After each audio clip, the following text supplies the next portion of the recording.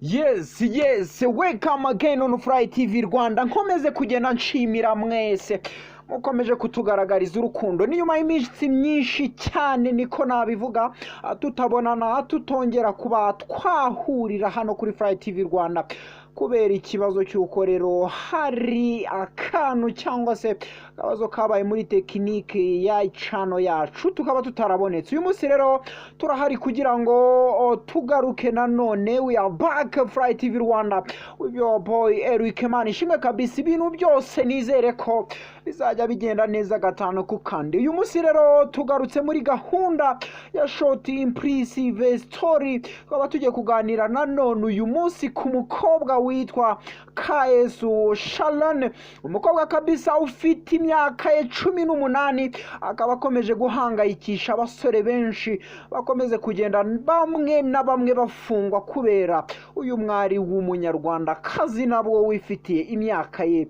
18. Yes, uyu mukobwa rero Kayesu Sharon akaba afite cyangwa se akaba yamaze kuzuza imyaka y'amavuko 18, ubu akaba asoje mu mwaka wa 4 w'amashuri yisumbuye mu bijyanye n'ubukerarugendo. Mw'abantu mwe mwabyibazaho cyangwa se mukabitindaho cyane ko ibi ni ibintu bidasanzwe, ibintu ushobora gutindaho kabisa bikakurenga kubona umwana w'umunyarwanda ufite imyaka 18, ikimero cye, indoro ye ndetse n'ibindi byinshi bishavuza benshi kugera naho abenshi bakomeje gufungwa bazira uyu mukobwa ufite imyaka ye 18. Uyu mukobwa rero Kayesu Sharon mu kwezi kwa Gicurasi uyu mwaka ku mbuga nkoranyambaga no mu bitangazamakuru nibwo hacicikanaga inkuru z'abahanzi harimo Deficit, Kevin Ked ndetse na Gafotozi Habimana.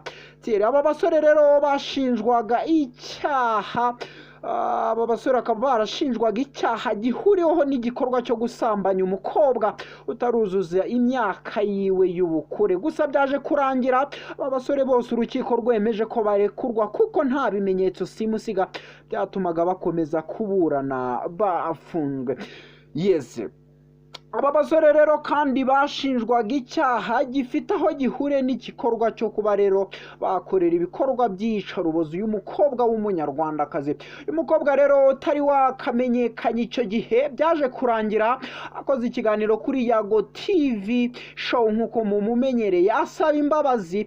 Kuva icyo gihe rero benshi batangiye kumukurikirana cyane ku mbuga nkoranyambaga, cyane kuri Instagram, TikTok zigezweho cyane muri iyi minsi. Kayesu kandi agezweho cyane kuri Instagram ndetse na TikTok hano mu Rwanda. Uko gukurikiranwa rero cyane byatumye uyu mukobwa w'ikimero akisha cyangwa se avugisha amagambo menshi abasore benshi mu Rwanda, aho uku gukurikiranwa cyane rero byatumye uyu mukobwa w'ikimero ajya acishamo agakora ikiganiro mbona nkubone kuri konte ye ya Instagram. Ubwo rero turavuga live chat cyangwa se live show, aho aganira n'abamukurikira ndetse n'ababashaka kumubaza ibibazo byinshi byerekeye ubuzima bwe ndetse no kuba barushaho kumenya byimbitse ubuzima bw'uyu mukobwa. Kuwa gatatu rero wiki cyumweru mw'abanyarwanda mwe, nk'uko bisanzwe uyu mukobwa yakoze ikiganiro imbona nkubone live kuri Instagram arimo aganira n'umunyezamu mw'abanyarwanda mwe, akaba yitwa Olivier Kwizera, umusore kabisa nawe wagaragaye mu biganiro n'uyu mukobwa, aho baje kugirana ibiganiro kabisa bakaza kwizihirwa bikabije muri kiganiro. Rero ni mu gihe kandi aba bakinnyi b'ikipe y'igihugu bari kuruhuka dore ko byari nko mu masaa 5 z'ijoro. Uyu munyezamu rero wari waragiriwe icyizere n'umutoza Mashami Vincent, we yari arimo aririmbira umukobwa Sharon ndetse n'abari ku rundi ruhande mw'abantu mwe. Kayesu Sharon kandi rero nawe yanyuzagamo agatwarwa n'akajwi kakwizera akawuceka kabisa akawubyina gake gake. Abari bakurikiranye mu by'ukuri bumva ibyo bari barimo bararyohewe biratinda, nyamara Kwizera ubanza atari ataribukaga ko ari mu mwiherero w'iyi ekipe y'igihugu cy'u Rwanda.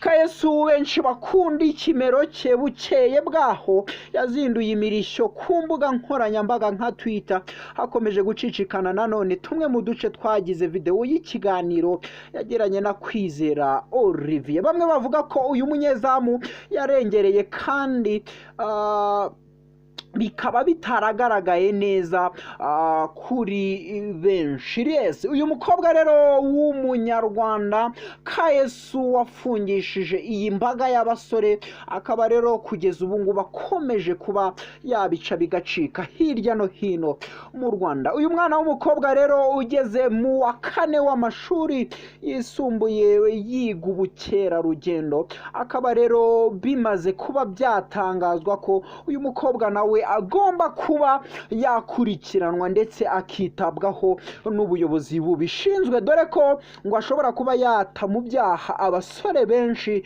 bikabaviramo kurangiza urugendo rwabo nabi. Kwizera Olivier abamaze kumwirukana mu mwiherero w'ikipe y'igihugu inyuma y'uko rero uyu musore Kwizera Olivier yari amaze iminsi asezeye muri football kubera discipline nkeya ndetse no guhora ahanwa mu makipe atandukanye. Ubu rero Kwizera Olivier bidasubirwa akaba yaramaze kuba yirukanwa n'ekipe y'igihugu muri rusange. Yes, uyu mukobwa w'umunyarwanda rero byinshi bitandukanye, amateka ndetse n'ibyinshi bitandukanye muri stories bazivugwa hirya no hino mu Rwanda.